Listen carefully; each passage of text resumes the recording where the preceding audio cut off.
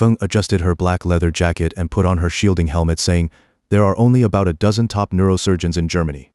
I've made you a spreadsheet, just pick whichever one's the most handsome when the time comes. Anyway, the surgery's so risky, dying in the hands of a hot guy wouldn't be a bad deal." Tong giggled. "You'll definitely pick some old man, but not too old, okay? Otherwise his hands might shake during surgery and we'll all be dead." Feng grinned wickedly. "I'll have him operate on you first. If you die, I'll kill him to avenge you. Are we ready to go?" Li Xiaoxian looked around at everyone fully geared up. The stolen truck was already packed neatly with motorcycles. Everything was set. She put on her shielding helmet, waved forward and jumped into the front seat of the truck. Tong drove the truck up a steep ramp, exiting the underground garage onto the surface, then sped away from the abandoned farmhouse toward the distant city.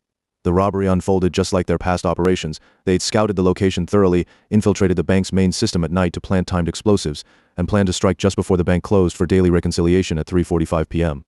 The moment the bombs would knock out both the power and surveillance systems, that's when Li Xiaoxian and her team would crash through the doors. The sheer force of the truck smashing into the bank sent everyone inside diving to the floor in terror. Amid the chaos, the four women worked with practiced precision, quickly stuffing 4 backpacks with cash. Just as they were about to leave, the sharp wail of police sirens echoed outside. Li Xiaoxian had anticipated this. She raised 2 fingers, signaling Plan B. Feng immediately stepped outside and unleashed a barrage of gunfire at the 2 police cars, forcing the officers out. Then, with precise shots, she punctured the fuel tanks, turning both vehicles into charred metal husks. Li Xiaoxian and Jin selected a few slender male hostages and shoved them into the truck. Tong had just reversed out of the bank entrance when the streets filled with blaring sirens. It was clear every exit had been sealed off. Li Xiaoxian instantly ordered Tong to drive back inside. Out on the open street, the truck would be an easy target for overwhelming fire. She pushed the hostages out of the vehicle, raised her hands and signaled Plan C. The team retreated upward through the bank, taking the hostages with them. According to Plan C, they only needed to reach the roof of the 4th floor, sprint across the connected rooftops to the end of the block, and jump down to a backup truck waiting in the parking lot below. With hostages in tow, there was no path they couldn't take. They reached the rooftop quickly, but as soon as they emerged, the distant thrum of helicopters became faintly audible. It seemed the police were far better prepared this time. Li Xiaoxian wasn't worried about immediate confrontation. Even the fastest helicopter took at least 90 seconds to arrive after its sound was first heard. Without a word, she gestured urgently for everyone to speed up their escape across the roofs. By the time they reached the edge of the connected rooftops, the helicopter was clearly visible. A loudspeaker blared orders in both German and English, demanding their surrender. Li Xiaoxian smiled faintly. She knew that as long as they stayed within the city, the helicopter would only bluff. The police would never risk firing from the air into a residential area. The 4 women forced the hostages to lie flat, then fired rope-launching grappling guns from their belts, anchoring lines into the rooftop. They rappelled down swiftly, landing right beside the backup truck Tong had pre-positioned below. Cheers erupted as they scrambled aboard and sped toward the city outskirts, with helicopters and police cars chasing like bloodhounds. The German-made truck performed superbly, and Tong's exceptional driving skill soon carried them from the suburbs into the mountains. Still, the police helicopter clung stubbornly behind, and a swarm of patrol cars howled in pursuit, sirens screaming. Feng and Jin opened the rear doors and exchanged sporadic fire with the trailing police cars, trying to slow their advance and suppress enemy fire, but on the wide, straight mountain highway, every vehicle could accelerate to full speed. The police cars drew closer, their gunfire growing more intense. The helicopter circled overhead, and officers hanging from its sides began shooting at the truck. Tong and Li Xiaoxian sat in the front seats. If they spotted the helicopter preparing to fire head-on, Tong would swerve the truck into a serpentine pattern. No matter how skilled the driver, a zigzagging truck couldn't outrun pursuers driving straight. The situation grew increasingly dire. Li Xiaoxian realized they had to resolve this immediately. She turned to look into the cargo compartment. The partition window between the cab and the back had been removed by Tong, allowing direct communication. Inside, 4 green high-powered off-road motorcycles were neatly secured, part of Plan C, meant for navigating narrow mountain trails and dense forests to ditch car-based police. But they still had half an hour before reaching the switch point, and they'd need to fight to survive that long. The cold mountain wind roared through the speeding truck. Li Xiaoxian shouted over the noise, "Deploy the spike strips, take out a few patrol cars." Feng and Jin dragged out 2 boxes of spike strips and dumped them out both sides of the truck. The moment the spikes hit the road, Li Xiaoxian yelled again, "Sharp curve ahead, get ready with the fuel canisters." The lead police cars, caught off guard by the sudden appearance of police-grade spike strips, deployed by the very criminals they were chasing, couldn't brake or swerve in time. Tires burst simultaneously, sending vehicles careening out of control. Some slammed into roadside barriers. Others skidded sideways into the middle of the highway, colliding with following units that couldn't stop in time. Chaos erupted instantly, shattering the police formation, but the helicopter overhead, now reinforced from 1 to 3 aircraft, responded almost vengefully, opening fire on the truck the moment they saw their ground units disabled. The ordinary truck Tong had stolen, chosen specifically to avoid suspicion in parking lots, offered no bullet resistance. Though the police helicopters lacked autocannons, every officer on board carried the powerful MG-36 light machine gun. A single burst punched through the cargo compartment, leaving a row of glowing holes in the metal. Those inside were now completely exposed. Getting hit was only a matter of time. Li Xiaoxian immediately shot out the windshield, thrust her XM8 rifle through the opening, and fired at the officers on the helicopter. The XM bod was devastatingly accurate, and in the hands of someone like Li Xiaoxian, who could shoot birds from the sky, it was lethal perfection. A curved arc of bullets streaked upward. 2 officers hanging from the cabin were struck simultaneously. The rounds slammed into their body armor, knocking them unconscious. One tumbled back into the cabin, the other dangled outside, suspended by his safety harness. Feng and Jin also fired from the rear doors, pushing the encircling helicopters beyond effective range. Li Xiaoxian twisted around, climbed out through the shattered windshield, and perched backward on the hood.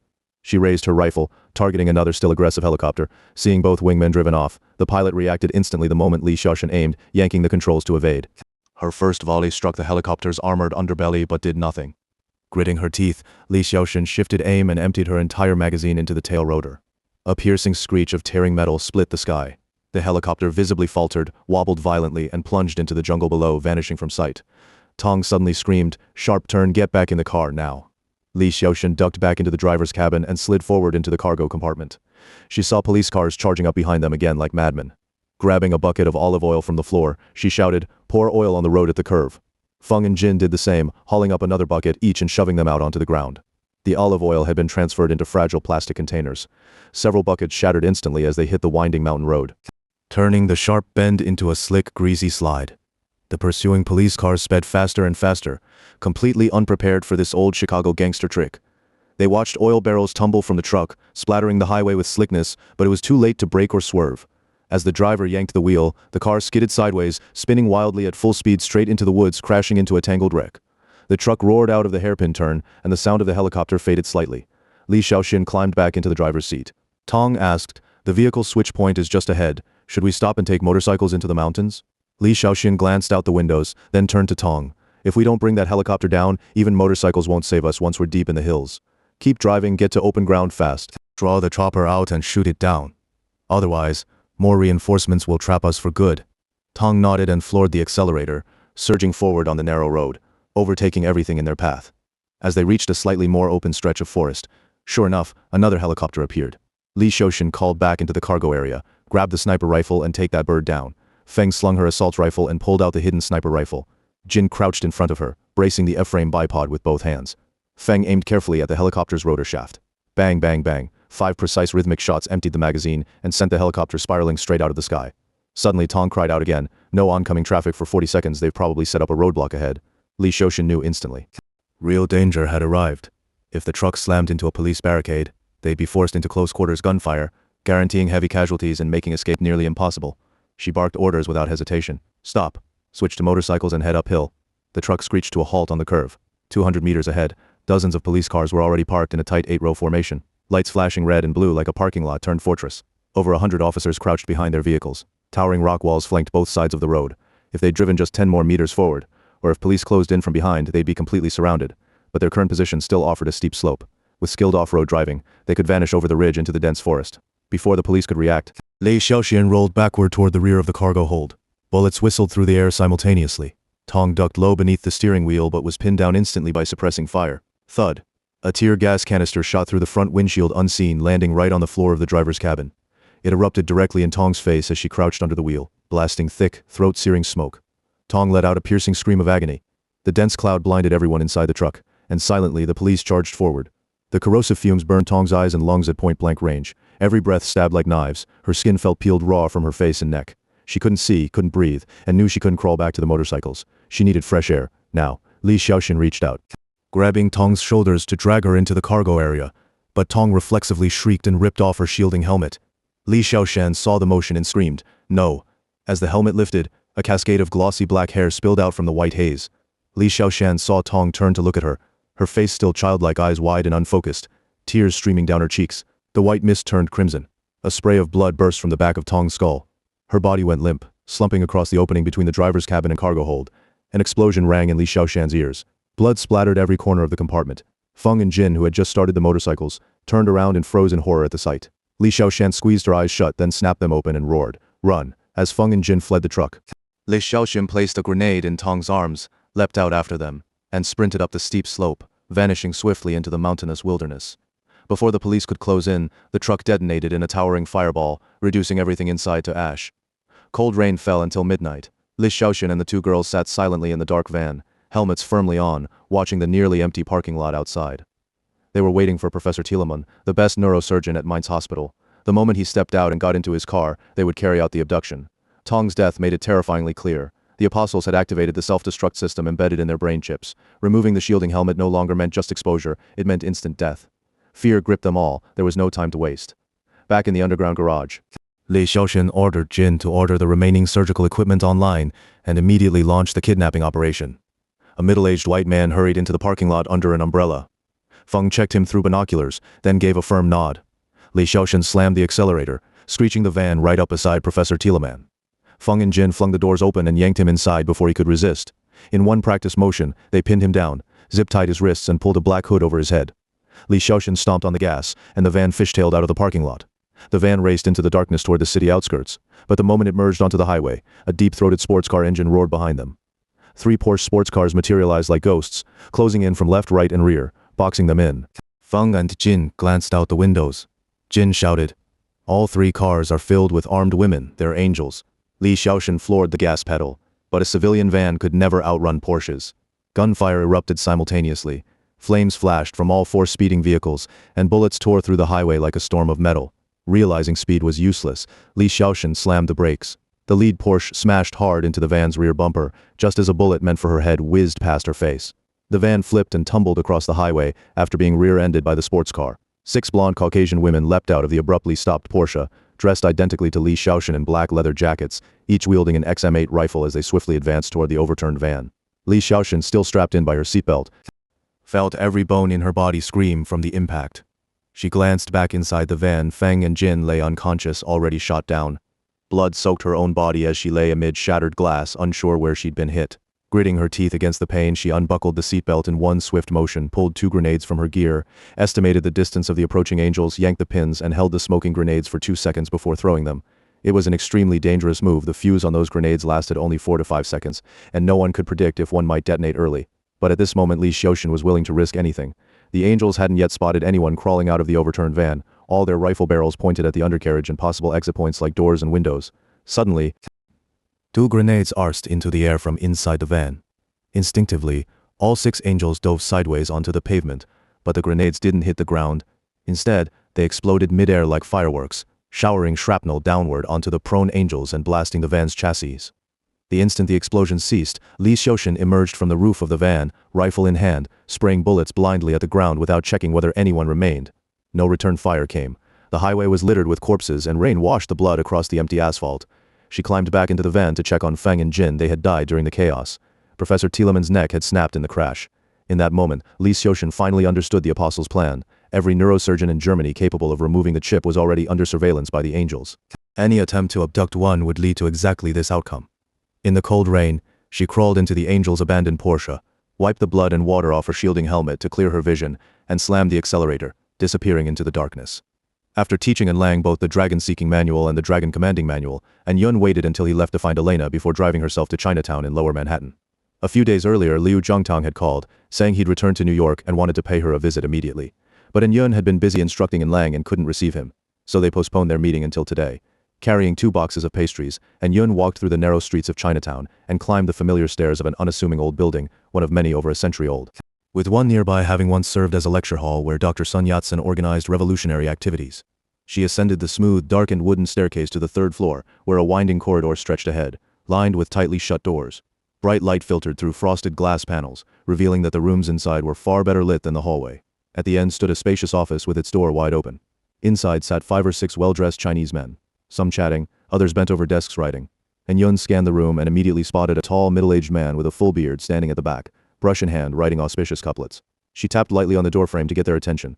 Everyone looked up to see a beautiful middle-aged woman with short hair standing outside, wearing a traditional Chinese gown and a white scarf around her neck, her ethereal presence resembling that of an immortal sage. Her iconic look, unchanged for decades, was instantly recognizable. Without hesitation, everyone rose to greet her, voices overlapping in respectful calls of master, and Yun smiled warmly. Before her stood a motley crew of men of all shapes and sizes, each holding an ice cream cone, an image oddly reminiscent of summer camp break time. Liu Zhongtang set down his brush and rushed to the doorway, bowing deeply with clasped hands. Master, and gracing our humble hall with your presence truly brightens the place. At his heels trotted a schnauzer named Coco, snuffling and circling in Yun's feet. She waved a hand and said, "Oh, please, just call me Sister Yun." "Ah, Coco's here too. Come here, let me hold you." She scooped up the dog and added, "I often rely on your Hongmen brothers for help. I've just never had the chance to visit you here before. I drop by the 5 Continents Zhigongtang and the Hongqing Sports Association all the time for chats." Liu Zhongtang nodded eagerly.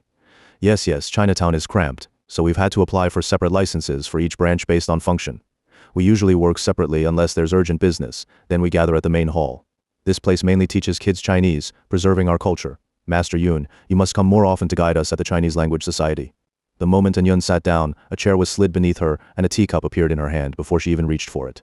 Every brother in the Hongmen knew and deeply respected Yun, the famed Feng Shui master nicknamed Living Guanyin. Unable to recognize all the faces, she simply nodded and smiled repeatedly in greeting. Setting Coco down, she cradled her teacup and took in the office.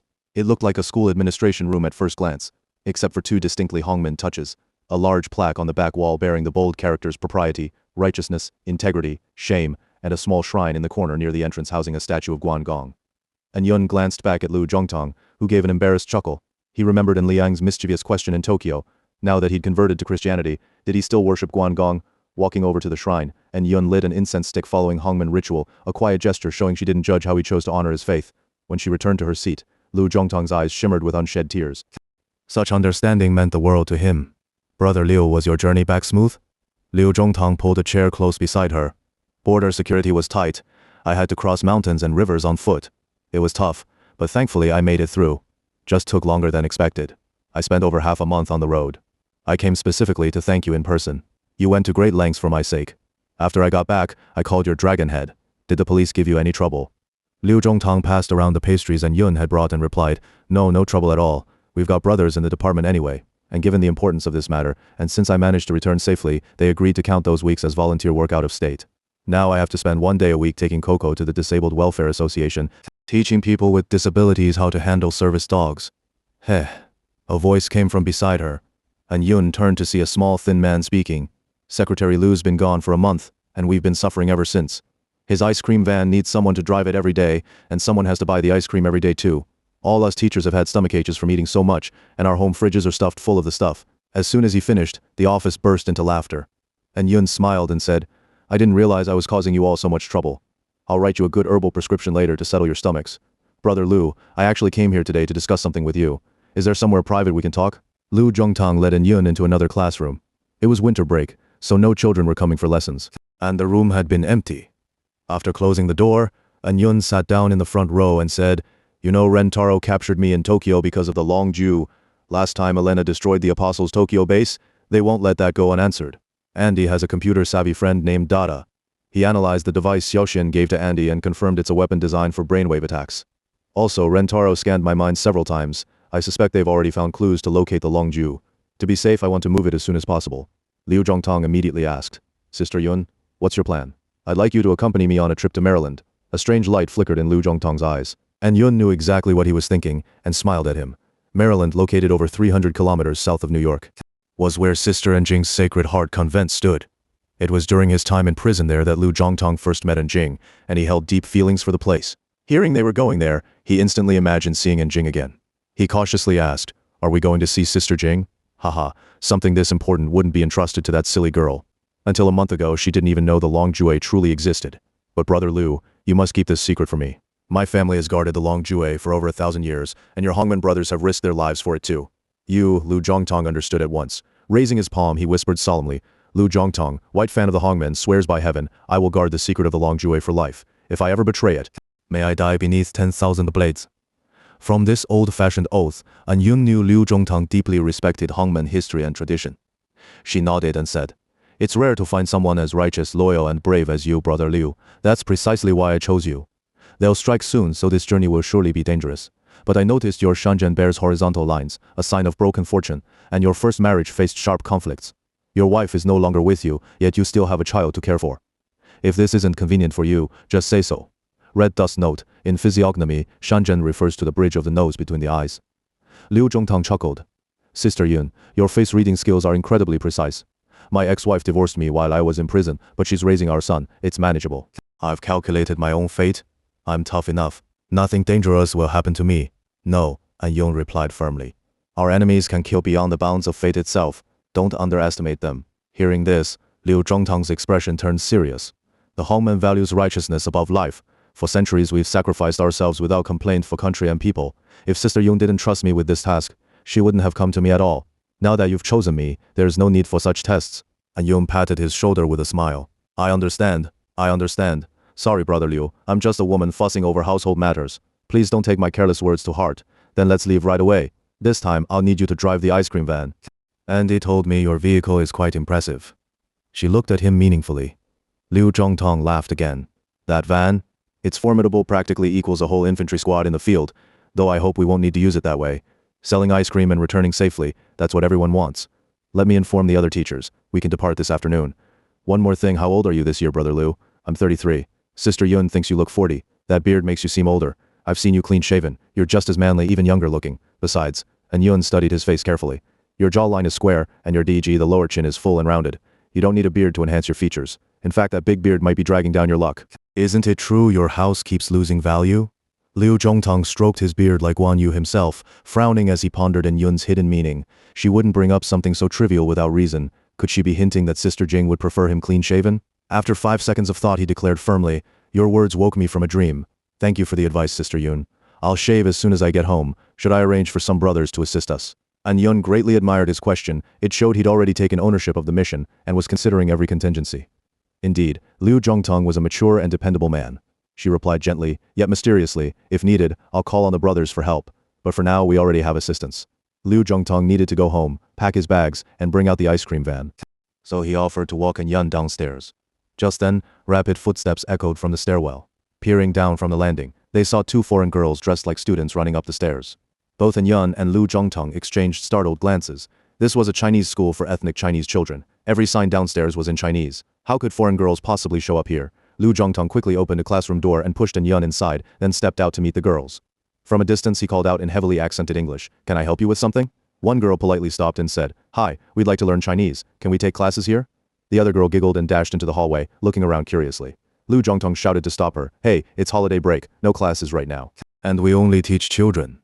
He held his hand level with his waist. Understand? Only children. The 2 girls glanced at each other and burst out laughing. I told you we couldn't study Chinese here. You insisted on coming up anyway. Thanks, we'll leave now. They turned and ran down the stairs. As Liu Zhongtang started descending, he hooked his foot toward the ankle of one girl, just as she stepped into empty space. She nearly tumbled down, but in mid-fall, she astonishingly yanked her trapped leg back, let out a startled cry, and landed both feet firmly on the stair. Liu Zhongtang didn't even graze her sleeve. That wasn't mere athletic reflex, it was the balance of a master martial artist, honed through relentless training. After apologizing to the 2 of them and seeing them out the door, Liu Zhongtang returned and said to Yun, They're angels sent to kill you. Go back to your office first, I'll drive over to pick you up. Yun let Liu Zhongtang make the arrangements. She knew that the apostles had already sent their operative Rentaro, who must have extracted the location of the Longju from her brain scans. That meant she no longer held any value to them. And their urgency to eliminate her clearly showed they feared she might further threaten the apostles' plans, which meant Liang would be targeted next. Realizing this, she immediately dialed Liang's number. Ever since Liang arrived in Frankfurt, the rain hadn't stopped. Wearing a long coat that reached his knees and holding an umbrella, he stood silently by the main river, watching the water rise higher and higher. It was still deep winter, yet the rainfall was unusually heavy, enough to cause the river to swell, a rare anomaly. But for the apostles' Feng Shui configuration, this only confirmed that funds were flowing in continuously. After a while, he raised his binoculars again and carefully inspected every steel beam and bolt on the iron bridge ahead. He knew that for the apostles, everything hinged on this very bridge. Back in New York, Elena had told him that the apostles' headquarters was hidden inside Drake Church, a fact Liang instantly recognized as the result of meticulous Feng Shui planning. The main river meandered through Frankfurt, splitting the city into northern and southern halves. As it curved, it formed both an auspicious shungong shape and a malevolent fangong shape. In the shungong formation, the land jutted outward, with the river curving gently around it. Directly opposite, the land receded inward, like a notch. This was the fangong, created as the river rushed in, and then flowed back out. Drake Church sat precisely at Frankfurt's largest shungong point. The shungong stretch along the south bank of the main river spanned a full kilometer. If the church merely faced Riverside Boulevard, one might dismiss claims of intentional Feng Shui design as far-fetched. But when combined with the shallow sandbar in the middle of the river serving as the Anshan, front-facing mountain, The cluster of financial district skyscrapers on the left bank, acting as the Qinglong Chaoxing, Azure Dragon constellation, and the two bridges exactly 200 meters to the left and right of the church forming protective dragon and tiger arms. Such a flawless Feng Shui layout could never be accidental. And Liang refused to believe otherwise. It was the second day after New Year's Day. The city, having just emerged from days of festive revelry, had fallen quiet, giving An Liang the perfect opportunity to conduct his final inspection at the Iron Bridge. Daniel's attack plan against Wisbank was as intricate as a celestial net. An Liang's role was to launch a synchronized assault on the Apostles' Feng Shui formation at their headquarters, ensuring every step of the operation achieved maximum efficiency with minimal effort. Wisbank presented itself to the public as a traditional savings bank, a stark contrast to high-risk investment banks. In theory, a savings bank that endured long enough, standing on the street for decades, would naturally earn public trust. Eventually people would deposit their money, and over time it would become an unshakable behemoth. Yet Wisbank also operated aggressive investment divisions, planting hidden time bombs beneath its stable facade. The Apostles were originally composed of aristocrats who had backed the Nazis during World War II. After Germany's defeat, these nobles lost everything and scattered across the globe in exile. But they never surrendered. After more than a decade of regrouping, they reorganized to fulfill their ancestors' unfinished dream of global domination, forming this secret society. Wisbank became the engine driving their resurgence. Operating under the global anti-Nazi consensus, Wisbank had to maintain a low profile and pursue conservative growth. Profits were quietly funneled into the Apostles' military research bases and intelligence networks across every continent. This cycle of earning and spending kept the bank's expansion slow for years, prompting the Apostles to focus on building a low-cost, high-efficiency spy organization. They adopted war orphans and trained them under former Gestapo operatives, quickly assembling a covert unit codenamed Angels. These Angels soon gained fame worldwide, not only executing the Apostles' missions but also accepting external contracts, eventually becoming a profitable enterprise in their own right. Most of their clients, unaware of history, had no idea the Angels originated from the Apostles. When Wall Street began inventing complex financial derivatives, Wisbank discovered a golden shortcut. Partnering with Wall Street to aggressively speculate on securities, their revenues exploded, and so did their research budgets. They immediately poured massive funds into secretly developing brainwave control weapons. The defeated Nazi-era aristocrats believed controlling minds was far simpler than killing bodies. Once perfected, such weapons would allow them to wage an invisible war and seize global control within months. Naturally, the Angels were the first to deploy these weapons in real-world operations. The bank's business grew rapidly, but so did its expenses. The Apostles found themselves trapped in a vicious cycle of hypergrowth. No department could afford to pause. They were forced to expand endlessly, growing greedier and riskier with each move. To fuel this machine, they used various methods to take the bank public, issuing their own stock to siphon even more capital directly from the market. Daniel believed directly acquiring a massive banking group would be too costly. Instead, he planned to first crash the bank's stock price, triggering customer panic and a domino effect, allowing American United to reap the benefits effortlessly. He had already hacked into Wisbank's client database, compiled extensive customer lists, and drafted a meticulously detailed expose letter ready to reveal the bank's alleged insolvency during the subprime mortgage crisis. Of course, this truth was entirely fabricated, but if his plan succeeded, it would become reality within 7 days. And Liang dared not stay in one place too long. After standing by the Iron Bridge for a short while, he headed toward the entrance of Drake Church. Before leaving, An Yun had called to warn him, the Angels were already in motion. This time, they wouldn't resort to seduction like they did with Li Xiaoxian, they'd likely go straight for assassination. And Liang immediately discarded his old phone number and prepared several backup lines to evade signal tracking. He also knew assassins excelled at sniping. If he stood still like a fool, someone might simply pull the trigger out of irritation. Better to keep moving and avoid tempting fate. As long as the church truly housed the Apostles' headquarters, it was ironically the safest place. He was certain the Angels wouldn't dare kill him right outside their own front door, not unless they wanted police swarming the premises and uncovering sniper rifles inside the church. Standing before the church, he took out his phone and scanned the surrounding buildings. The phone, further modified by Daniel, was no longer just an electronic compass indicating direction. It could now connect to civilian satellite map services, display buildings aligned along the same bearing, and calculate distances, greatly aiding in Feng Shui analysis. And Liang no longer had to cross-reference locations on his computer after checking the compass, nor did he need to walk over in person when uncertain. Still, as a Feng Shui master, even with satellite imagery at hand, he always insisted on visiting the site himself. Human activity constantly altered the environment in unpredictable ways, and no digital image could ever fully replace direct observation. Most importantly, unless the compass was physically placed at the target location, one couldn't see the needle's subtle movements, essential for accurately assessing geomagnetic fields and qi flow. After the David Group incident, An Liang had relearned to respect his traditional Chinese Feng Shui compass. It could do things its electronic counterpart never could. A young Chinese man, dressed identically to An Liang and with fair refined features, hurried over holding 2 cups of coffee.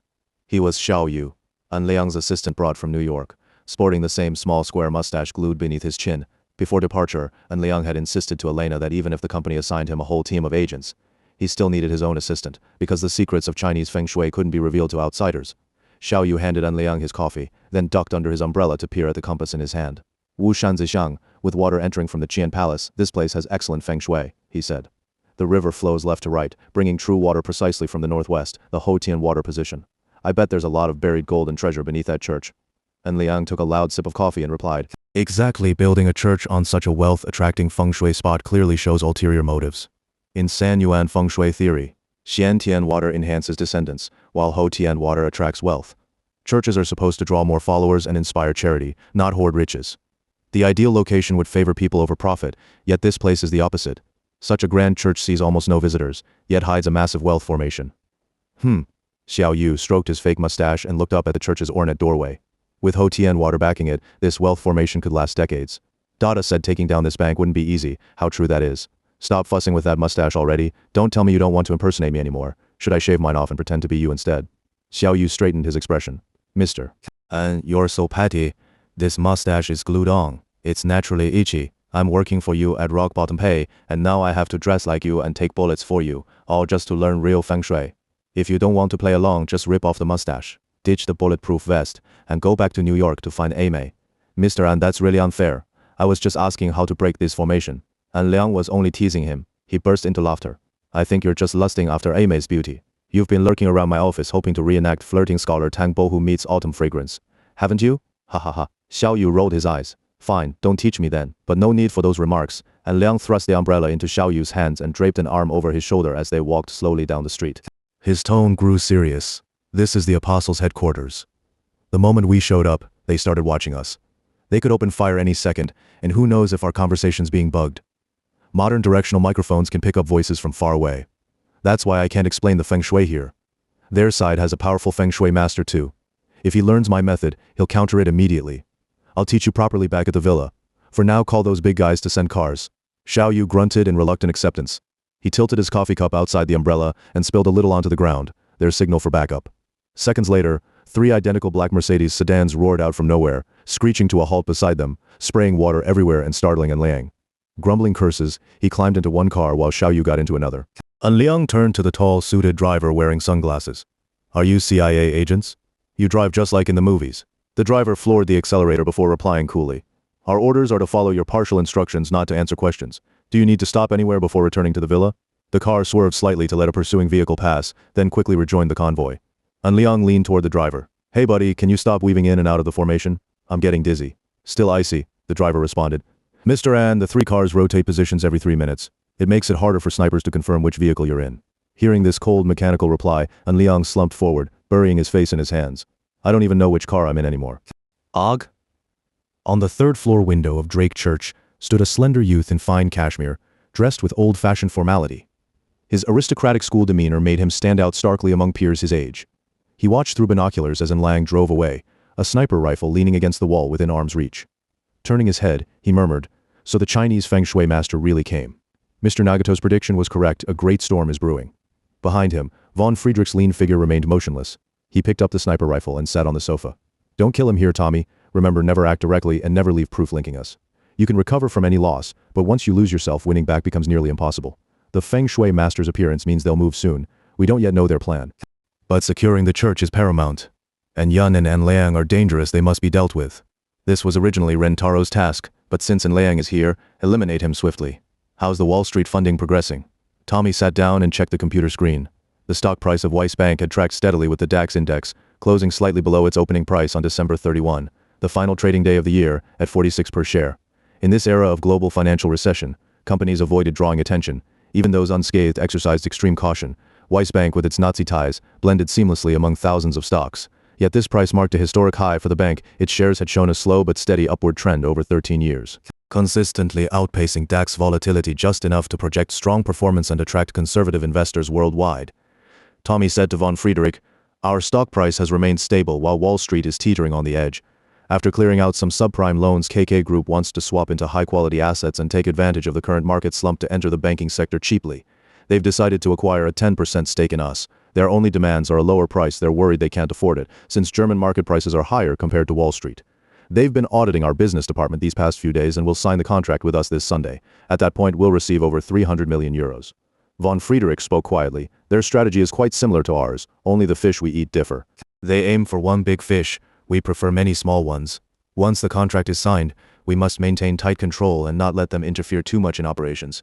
Remember, we'll eventually drive them out. 3 days isn't short, it's plenty of time for accidents to happen. Keep yourself fully informed about the negotiations. Yes, Mr. Von Friedrich. KK Group has another request. They want to see Wiesbank's stock drop by 5% tomorrow and then sign the contract based on that price. Is that acceptable? Von Friedrich's brow immediately furrowed. A sudden 5% stock fluctuation wasn't simple, it would shock our premium clients and severely damage the bank's reputation. Moreover, agreeing would effectively mean giving KK Group a 5% discount before the deal even closed, but this was Tommy's first time leading an apostles operation. And Von Friedrich didn't want to overly influence the young man's judgment. He asked, "What's your opinion?" "I've asked them to pay us 8 million euros up front. If we offset our losses with that amount, we could accept their condition." Von Friedrich's mustache twitched slightly, and he smiled. "If they agree, that's a good solution." Just then, Tommy's phone rang. He picked it up, spoke 2 words, and hung up. Turning to Von Friedrich, he said, "They've agreed to the payment." The villa serving as Liang's operations center, like Drake Church, was located on the southern bank of Frankfurt. The area was spacious and sparsely populated, with low-rise buildings and, most importantly, easily monitored by satellite, making defense straightforward. Over 20 armed guards patrolled inside and outside the villa.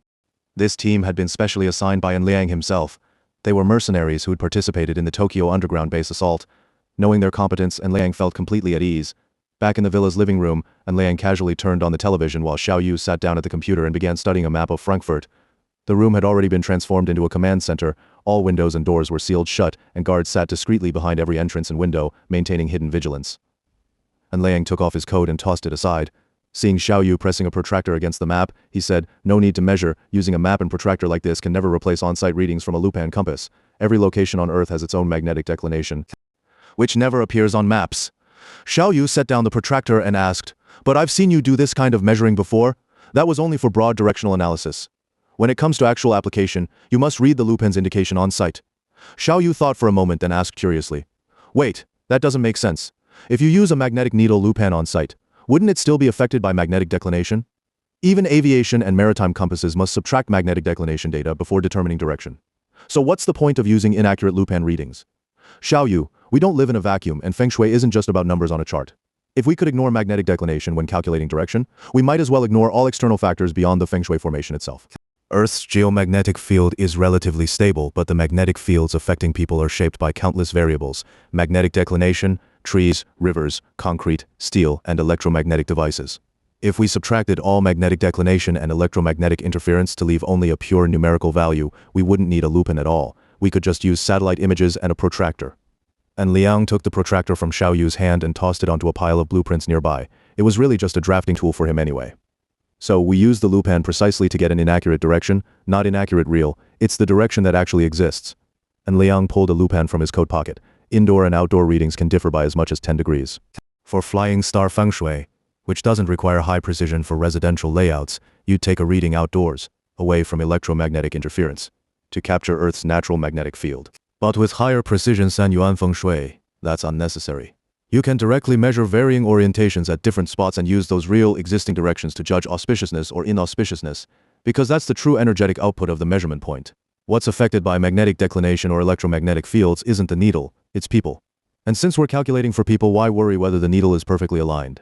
Xiao Yu nodded. That makes sense. Besides, even if the needle drifts, it won't be by much. Of course not, it won't flip north and south.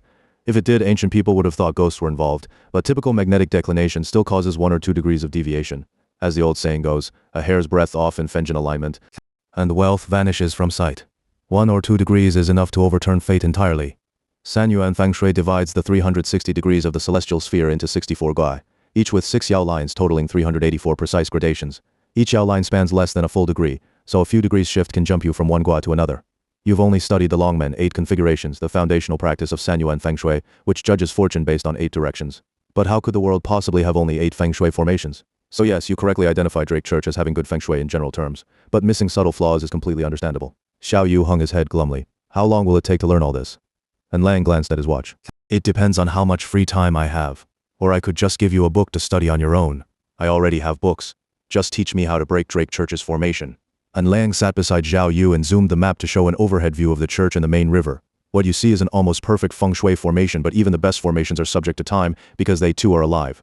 Anything alive changes with time. The church's Feng Shui is entirely oriented toward wealth. The main river flowing from the left continuously delivers money to the site. However, there's a bridge on each side of the church. The iron bridge on the left cuts the river's wealth energy in half. As water passes beneath it, the flow slows and becomes slightly turbulent. This means the apostles have always operated with restraint and conservatism. They never aggressively chase massive profits, nor do they flaunt their wealth publicly. But if they don't demolish that bridge this year, they'll run into serious trouble. They want more money. And Liang said, holding a cup of coffee.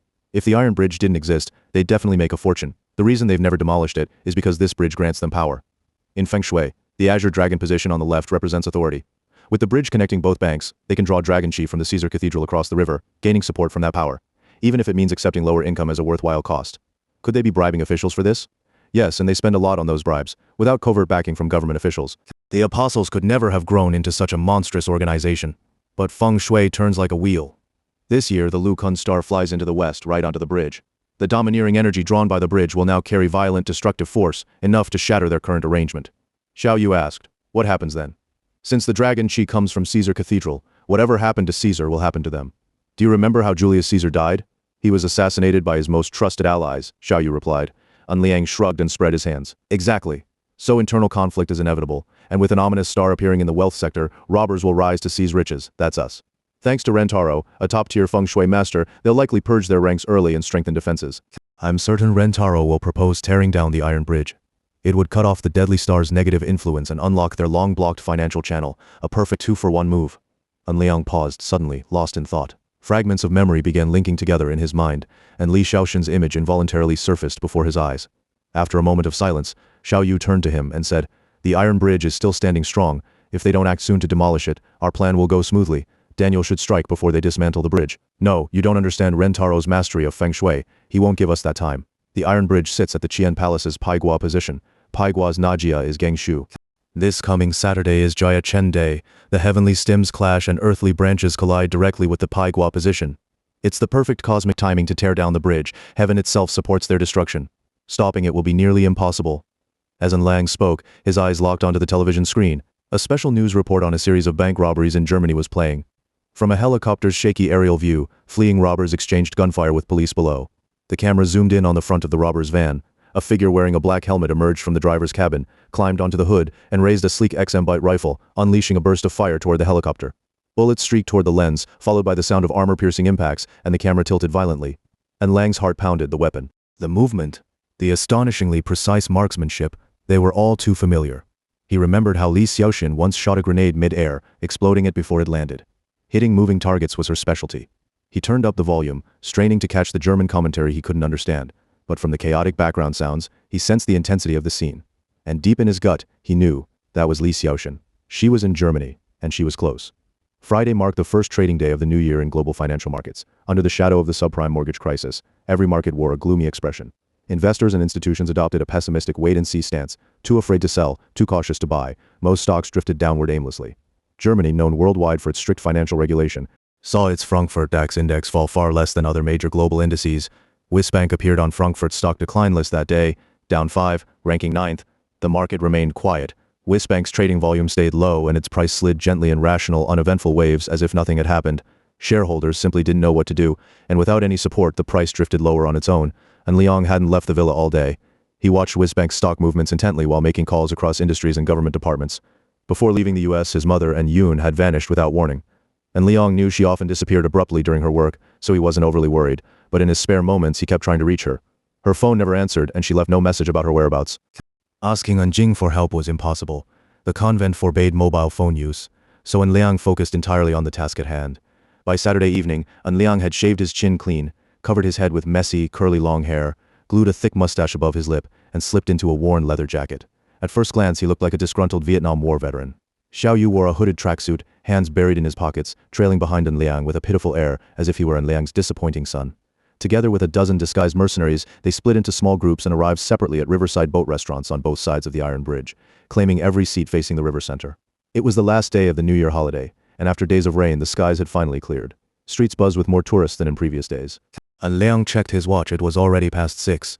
He'd just devoured a plate of German pork knuckle, the rich saltiness clinging to his palate, making him crave beer, but tonight held unpredictable dangers. Despite Germany's world-famous beer, and Liang refused to let even a drop of alcohol touch his brain. A waiter brought over an apple pie, and Liang took a bite and exclaimed in delight. Baked in flaky pastry, the apples were served with a hint of cheese sauce, sweet, tart, and refreshing, cutting through the heaviness of the pork knuckle and reigniting his appetite. Wiping his mouth, and Liang said to Xiao Yu, "After we finish this job, we'll come back and feast properly. Eating something this delicious under such tension is a waste. I'm really wound up right now. I've heard sweets help relieve stress." He speared another soft, fragrant slice of apple with his fork and popped it into his mouth. This was Xiao Yu's first time traveling so far for such a high-stakes feng shui assignment, and Liang had described it as extremely dangerous, yet the exact nature of the threat remained unclear. Xiao Yu's eyes darted around nervously. Fear of the unknown weighed heavily. Invisible pressure lurking nearby could break a person. His gaze kept scanning the surroundings, but his fork never stopped shuttling apple pie into his mouth. Muffled between bites, he murmured, I'm under a lot of stress too." And Liang stopped and looked at Xiao Yu, guessing he was already half dead with fear after all. The scrawny Xiao Yu had eaten most of that plate of greasy pork buns just moments ago. Suddenly, Liang asked, "Who do you think the apostle's assassin will shoot first, you or me?" Xiao Yu, terrified, gulped down the piping hot pie in one bite and choked, frantically slapping his chest as he struggled to breathe. Liang laughed at the sight and quickly reassured him, "I've calculated your fate. You won't die that easily." Xiao Yu took a sip of water to catch his breath and said, "Is something really going to happen tonight?